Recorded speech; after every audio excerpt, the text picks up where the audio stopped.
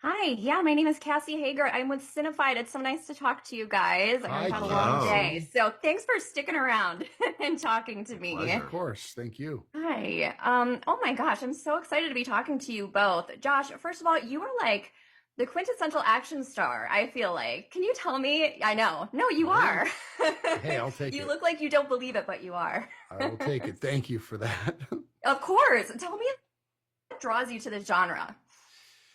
Well, I mean, I just really about this. If I read a script that I really think that I can make something out of, then I'll do it. It's every job is unique. It's an adventure in and of itself. This one in particular was, it was action, but it was more than that. To me, it had like this brand of humor that I really love, a little bit dark, a little bit left to center, a little bit risky and unapologetic. And I think that all these things, uh, you know, and especially with Alan being at the helm and having Alex Chinesi being the DP, I knew that it was going to look really slick and cool. Mm-hmm. And and it was a there's some underlying themes there that I really thought were important too. It's not just an action comedy. It really does speak to, fathers and sons and how important Mm-hmm. that relationship is. And if you don't show up for your kid,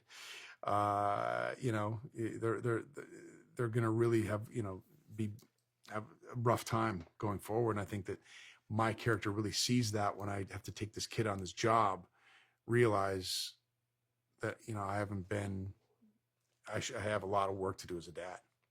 Yeah, no, you're right. It's dark, but it's also very, very sweet. It kind of hits that sweet spot where it finds that middle ground. Yeah. So, Alan, I wanted to ask you some of the scenes between Josh and Jeremy are so funny. Can you talk to me about the casting process and what went into finding like just that perfect mix of people? Yeah, well, listen, the whole movie kind of hinged on their chemistry. And so, very Hmm. early on, when Josh and I agreed to do the movie and we knew this was the next thing we wanted to do together, we talked about how important it was to find the right Julian who, was relatable and sweet and sort of had all the elements of an underdog. But also had the comedic chops because there's certain sequences in there where he kind of has to rise to the occasion. And that casting search, there was a list, there was an extensive list of young actors that we were looking at. But when we sat with Jeremy and Josh met with him and I met with him, I think we just knew right away that he was our guy. And I think that, in terms of the whole casting process, we wanted this very eclectic rogues gallery of characters that were all unique and different and had their own palette. And so, when it came time to cast Rick and Aiden and Neil Sandilands, who plays Alistair, it sort of just was this perfect concoction for different styles of humor as well, because there's these sort of absurdist moments that exist in the movie. So it was a very fun film to cast. It's a cast I'm very proud of. Oh, for sure. Josh, did you have fun working with Jeremy? I mean, it sure looked like you did. Yeah, I sure did. He's an awesome kid. He's not, Hmm. he's a young Hmm. man, but he's not what he appears to be. He's actually a power lifter. He's a guy who who runs a police academy, Yeah, right? What is it? SWAT A training. SWAT SWAT training. training. Totally into cars, athletic, really athletic. And we had to be like, dude, please don't get too buff. Please don't get too muscular. You need to be soft and cuddly for this movie.